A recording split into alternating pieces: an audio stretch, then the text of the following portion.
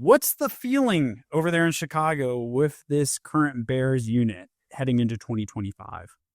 Hey, I've said it before on my page, and I've said it to multiple people in person.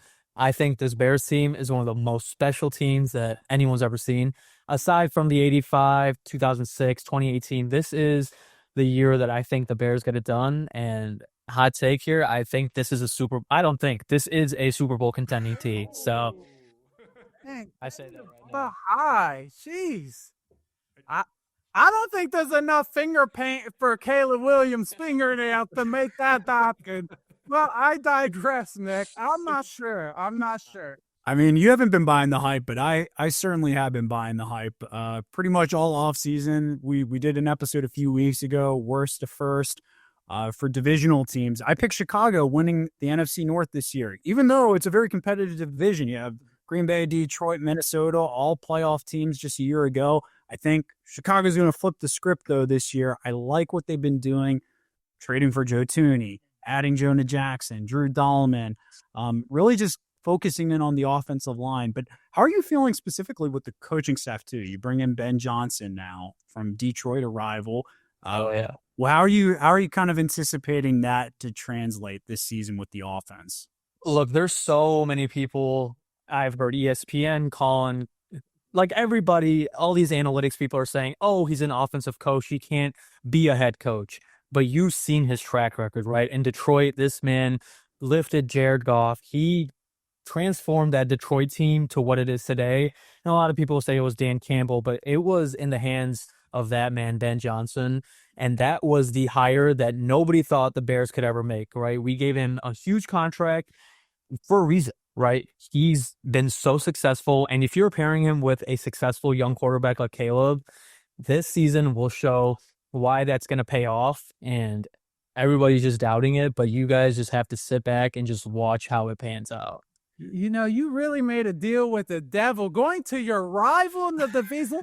Hand me a bar of soap. I feel dirty just talking about this. I don't know. Are you not a believer in this, Antonino? You don't think the move to Ben Johnson's going to move the pendulum? I mean, this is an upgrade, though, from having Shane Waldron as your offensive coordinator, Matt Eberflus, who's now the defensive coordinator of my Cowboys. This is an upgrade. How could you not see that? It gives me the ick, but I do think it's going to unlock a ton of doors. Caleb Williams, Yeah. the growth is coming. I feel it. There we go. There we go. It's coming, man. He's so young. He's 22, 23 years old. He's got nothing to lose. He's only got haters to prove. And I think Ben Johnson surrounding him with a great offensive line and a great offensive set like Luther, DJ, Rome, Cole Kmet, Colson Loveland. You got Sony, DeAndre Swift. That's not to even name everyone, but it's going to be a crazy year, and it's something to look forward to for sure. Well, I like that they went and pinpointed their weakness this offseason, and they invested so heavily into just righting the wrong. I mean, Caleb Williams was one of the most sacked quarterbacks. I think he was the most sacked quarterback in the league last year. So you pinpoint that weakness, you invest heavily to protect your young first overall pick. So sky's the limit. But I want to know too, Faizan, over under. Vegas has Chicago as 8.5 wins. Are we buying the dip? Are we thinking this is higher or lower? Oh, don't worry, we're going over 8.5. We're going over. I think that's a great line, considering we had like barely anything close to that last year. You know, we lost multiple games that we should have won, and it's thanks to your defensive coordinator now, Nick, Mr. Matt Eberflus. Not throwing shade, but. No, I'm buying the hype on that. 8.5, I love it. I think my prediction is 11 wins too. And I might be delusional, like a delusional Bears fan, like I have for my 23 years of my life, but I'm going 11 wins. I'm buying the hype on the 8.5. I think that it's a number that a lot of people are going to probably buy the dip on and say, no, we're going to go under, but 8.5, totally doable line. 11 wins is my prediction for this team. That's a high number. I know I'm a betting man. I'm a gambling man, and we talked about it earlier. Unless you got Refrigerator Perry in that backfield, or McMahon throwing passes, or Devin Hester returning punts, I don't know if that magic is going to come back that fast. But it'll be close. I think, dude, there's like every year you want your team to go up, and every year I feel like we've been going down on just a downhill. Like we're reversed. Our franchise is so reversed than every NFL team and every franchise, right? We've never invested in a coach, we've never invested in a quarterback, we never invested in anything. But this year, that the fact that Kevin Warren and he got the ownership to, go pick up their slack and go do something, it just shows that like, hey, you have a better team, you have more money, you generate more fans, you generate more gear, you generate more ticket sales. Go out and do what you need. And this is what they did. And it's for a reason, right? These are all businessmen, these are all businesswomen. Everybody knows what they're doing.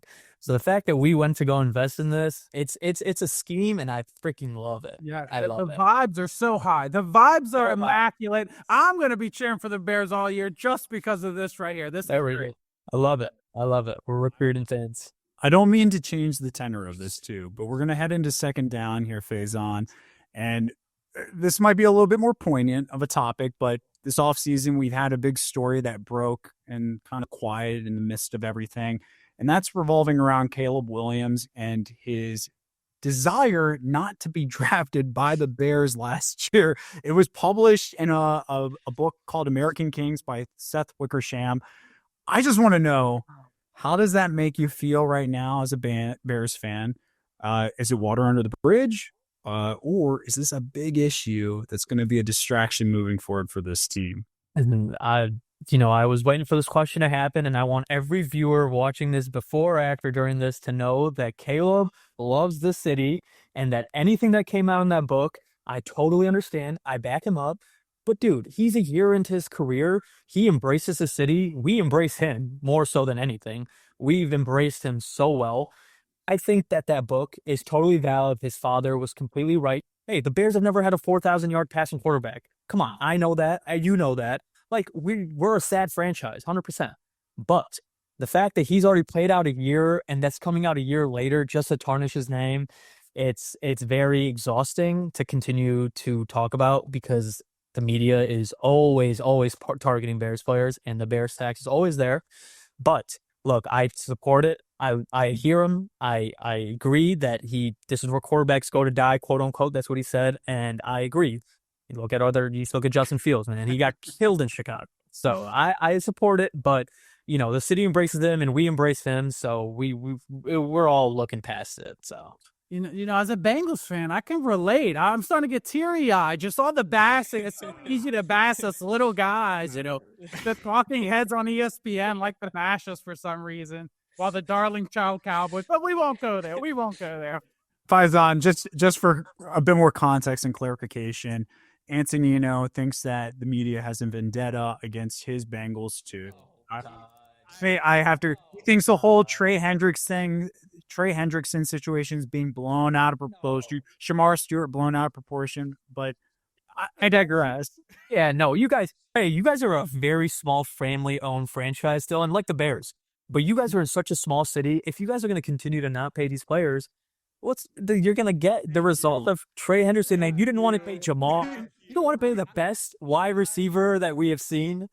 I don't have enough Advil in my medicine cabinet for this conversation right now.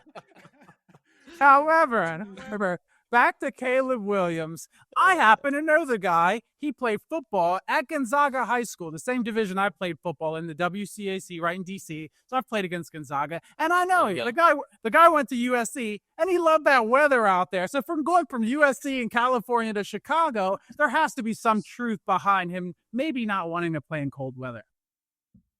You think weather?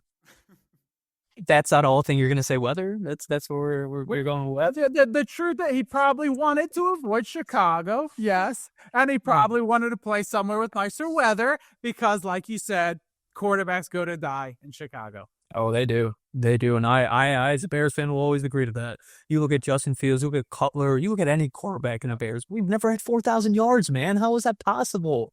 That's crazy. It's ridiculous. Well, Carl Williams, so Caleb's father, apparently, as it was published in this book, spoke with Archie Manning and tried to figure out how can we get this leverage similar to how he played out that situation with Eli, forcing the trade from San Diego to New York. So he was seeking consultation with various people. They were contemplating too the UFL route and just bypassing the NFL altogether. It did seem, though, from these perspectives, a lot of what was being pushed was from Carl Williams, who even at the time there was concerns about his involvement with Caleb's kind of career and how it was being handled. But how has that been playing out so far? Now that he's a season in, are we hearing from Carl at all these days? Hey, dude, I follow the guy's Twitter. I'll give him that. If Carl Williams ever watches this, I'm following your Twitter.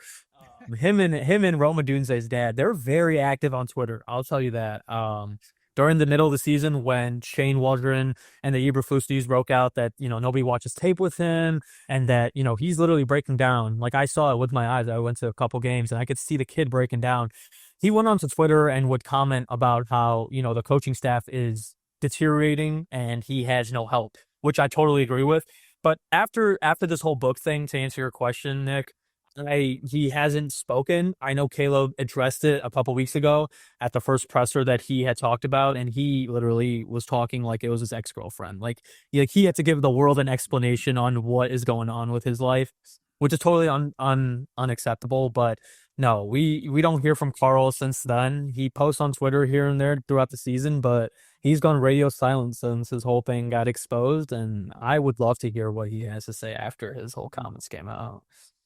Seems like a cease and desist type of situation where the agent might have gotten a little bit more involved now. I'm like, hey, look, we need to simmer down here. Like Caleb live his life, play his career. Yeah. He's an adult, right? Yeah, like come on, like at the end of the day, we're all adults, and he has a legacy to build here, right?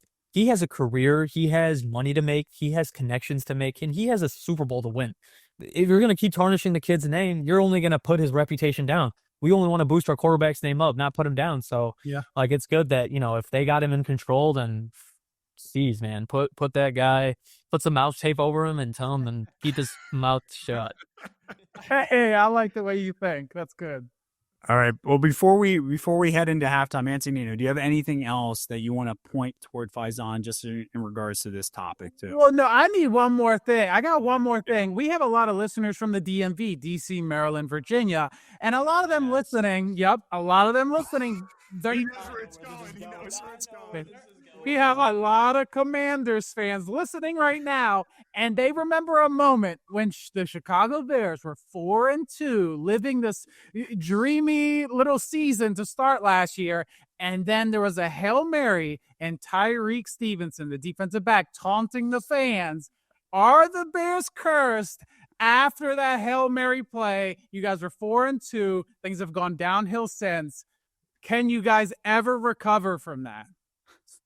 We will recover. We will recover because we play Washington this year again, Monday night. Mark your calendars.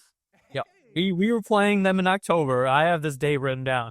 We are coming back to Washington. To all the folks listening in the DMV, the Washington area, the Commanders fans, you guys got your little laugh, but we're coming back this year. We're getting our last laugh on them because, man, that conversation of Jayden Daniels and Caleb will be one for the books. Yeah. And when you say cursed, I do think the Bears, after that double doink, after this whole, now this is like the new double doink, not fully like a double doink, but man, we got cursed. And, we let the Commanders fan have their little ha-ha, he-he, we got backlash all over social media. It still comes up on my TV, on my Twitter, the Tyrique Stevenson. But you guys just wait because, the sophomore slump is the real thing. We saw it in CJ, so not saying that that's going to happen to Jayden Daniels because I'm not comparing the two, but... Not either.